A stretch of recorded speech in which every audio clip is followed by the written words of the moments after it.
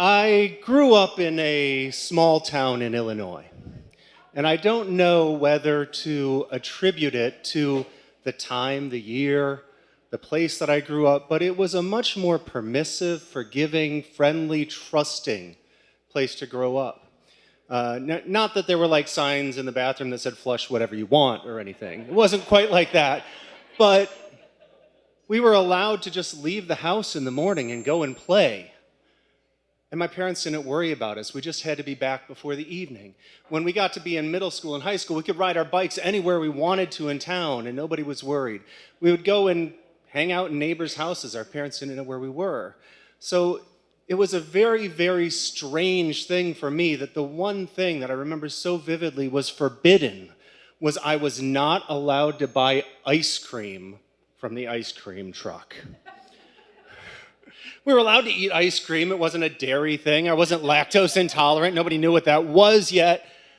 I didn't really understand it. It wasn't the name of the ice cream truck, although that could have been a flag. It was the Bimbo ice cream truck. It was a brand name, Bimbo ice cream. But I always wanted to go, and my father just said, no, no, no, and he wouldn't explain it.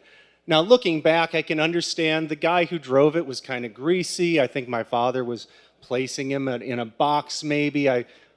It was hard for me to place, but it was simply not allowed. It's very important to this story. When I was 8 years old, I was the only kid in this very free neighborhood that was anywhere near my age that didn't know how to ride a bicycle. I rode my tricycle as long as I could, and then it just kind of looked silly. And everybody else was off riding their bikes, but I wasn't going to do that because I tried it and I fell down and I got hurt, and that wasn't happening again. So I was 8 or 9 years old, and my older brother, Eric, decided that it was going to be his mission for the summer to help me to ride my bike. So every day, he was trying to get me on the bike, and he'd get out there and he'd run up the street and down the street and up the street and down the street, holding on to the handlebars because we'd taken off the training wheels. I was too old for those. And he'd run up and down and up and down, and I wasn't getting any better. I was terrified. So finally, a friend of his suggests that I might have an easier time riding the bike if I was going down a hill. Right. I mean, it makes perfect sense. Gravity, momentum. I mean, I hadn't studied complex physics, but it made sense. Didn't help my fear whatsoever. So for weeks and weeks, he was telling me that we had to do this. And he finally got me out there, and I'm shaking my head, and my legs are trembling.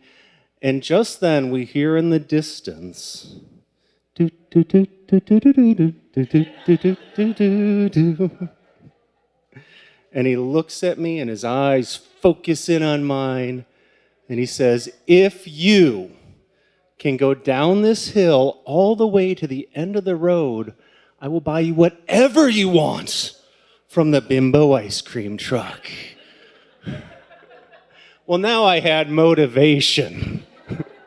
And this lesson has served me well in life. Anything you don't think you can do, you just need the right motivation. So I steeled myself, and I got ready, and I started pedaling, and I was like, I can do this.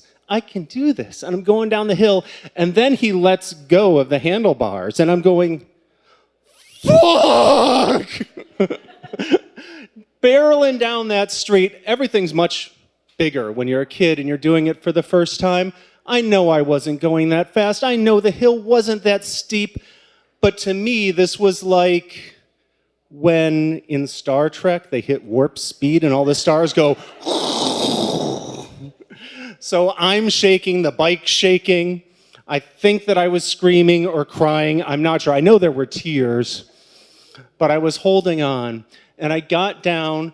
I was at the end of the road, and I was so excited because I could taste the ice cream.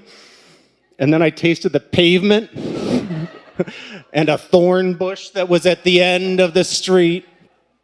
And I got up, and I've got blood on my knees and thorns sticking out of my face, and there's tears all over the place. And I look at my brother and says, does that count? He said, yes.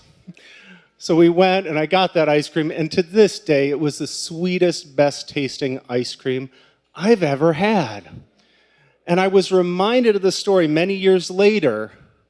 I was off in college, and a friend of mine told me that they'd seen an article in the local newspaper. It turns out that my father's intuition about that ice cream truck was right, because in fact, that driver had been arrested for selling drugs out of the ice cream truck.